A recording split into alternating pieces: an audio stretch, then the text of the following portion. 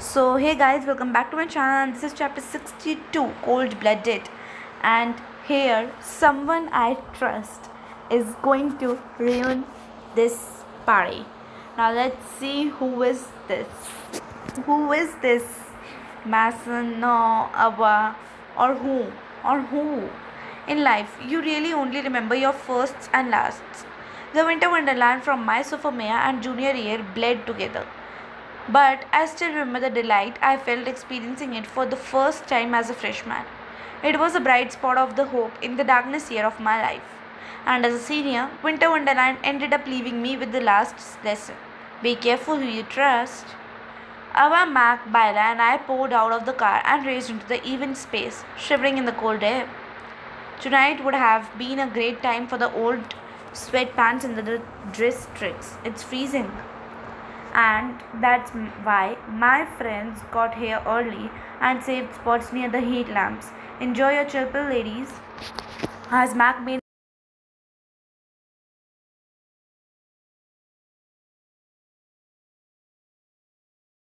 every winter wonderland. The things I do for fashion. My stomach dropped as Baila pulled Ava into a hug and pressed her lips to Ava's neck. Personally, I think it's nothing a little body heat can't fix. Heat rushed to my face, and I looked away, only to find Noah staring right at me from the skating rink. Well, he looks nice. In the lamplight, his grin was more smug than usual, but his confident gaze held me frozen in place until Ava's voice brought me crashing back to reality. I don't think we should be doing this with Adi right here. This is nothing. Adi, you don't mind third wheeling a bit, do you? Maybe we should tone it down. Split up, tone it down. Don't want the chaperones on us before we even get to the punch bowl. Don't be silly. We'll just.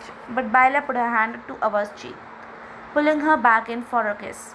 The situation was so familiar, and this time I had brought it all on myself. My heart heavy.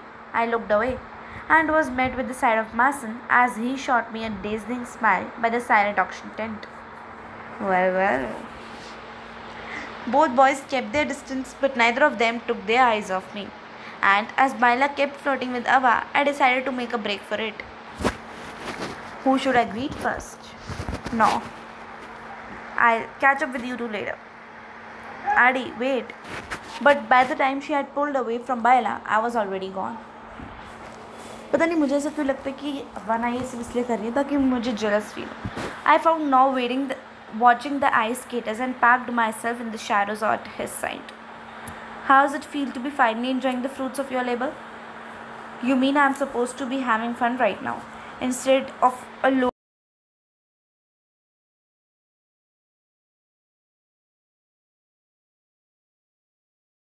fencing around the ice rink, and I took the moment to enjoy every detail of his handsome frame.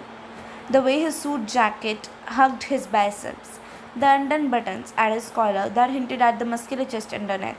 I worked my way up, bit by bit, until our eyes met, and the intensity of his gaze sent a chill down my spine. He held a hand out to me. Dance with me? No, you're supposed to ask me to dance, not tell me. I can't say no to that.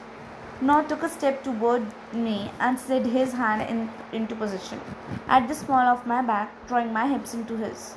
Instantly, my skin was feverish, and I breathed in the smell of his cologne.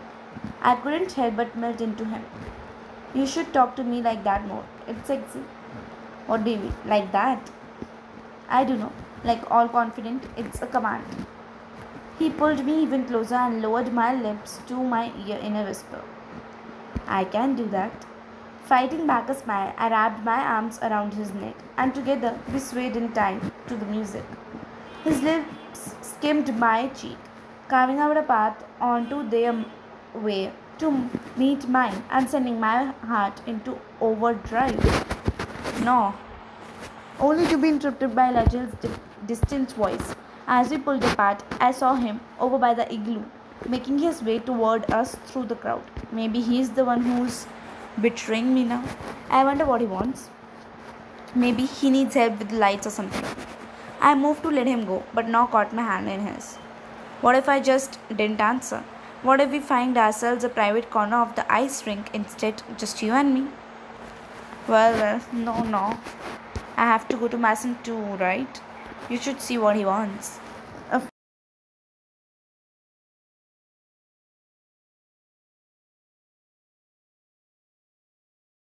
And he can't do it alone. The words were barely out when a pair of warm hands clapped each of us on the back. No, there you are. I have been looking all over for you. Hate to crash a party, but it looks like we will need that stuff out of my trunk. You mind? Sure, why not? I'll leave you to it then. As Noah walked off with Elijah, I turned and scanned the rest of the event. I found Mason browsing the photos on display outside the silent auction tent. Addie, your prints look phenomenal. I keep telling you, you're gonna be famous someday. Oh, I'm glad you think so, but fat chance? Don't be so sure. I overheard someone say there's an editor from National Geographic here. There is. I wonder if they bid on any of my pieces. I care more that you are here, Mason. I have been looking forward to enjoying the festival with you. Everything else is just the icing on the cake. Smiling warmly at me, Mason took my hand. Would you like to dance? I thought you had never asked. The music picked up, and he pulled me close until I could feel his heart thundering against my chest. I tucked my face into the crook of Mason's neck. Years of memories washed over me, and I was home in his arms.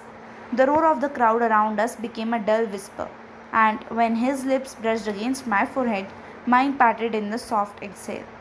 Mason, where he touched, my skin tingled, anticipating his kiss. But Mason loosened his hold on me, and when I looked up, he was staring over my shoulder toward the front of the venue. Oh, he's probably not gonna be thrilled to see us together after I snuck to the beach with you. Definitely not. Why don't we hide inside the photography tent?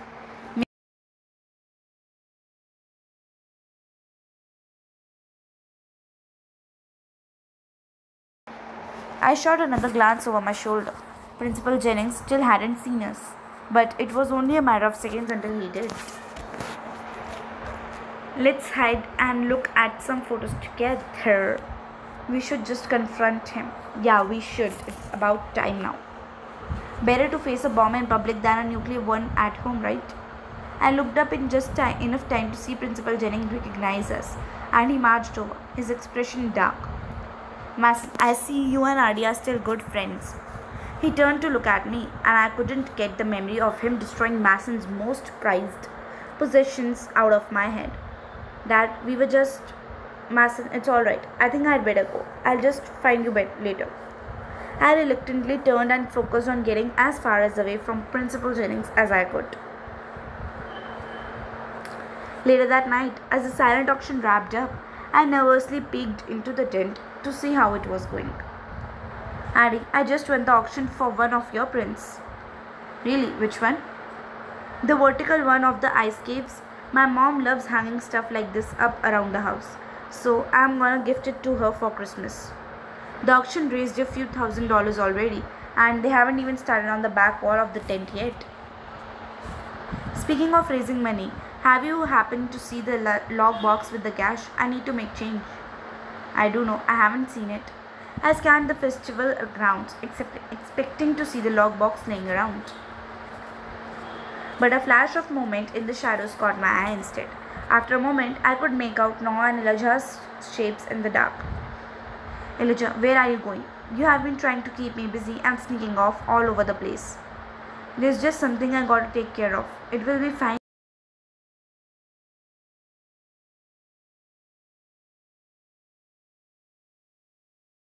On his heels. What was that about? Worried, I followed them into the school. As Noah and Elijah made their way through the halls, I snuck after them. You have been acting shady all night. What's the deal? You worry too much. As he spoke, he shifted an object bundled in a jacket in his arms. A stray bit of metal hidden in the bundle of fabric caught the light. The lockbox. I knew it. Suddenly, it all made sense. Elijah taking on so much responsibility, the desperation to win us over. It was never about turning off over a new leaf. He was after the money all along. I couldn't stay silent anymore. I stepped out into the hall and Both their heads snapped toward me. It's over, Elijah. Give me the lockbox. That's what this was about. The money. I should have known. You guys, that's crazy. I would never give up a house I worked this hard for. Elijah darted through the school's main entrance, lockbox in his hand, and slammed the door in our faces. Elijah, no! Elijah disappeared into the parking lot as Noah and I desperately yanked at the doors, but the lock held. We watched helplessly as his car pulled onto the street and drove away. We are so screwed. Well, I can say we are here. But this was chapter 62 for you all, and I didn't like it even. Trust me in this. But this was all, and I hope to see you in chapter 63. Till then, good luck. Bye bye. Thanks for watching it till the end with me. Thank you.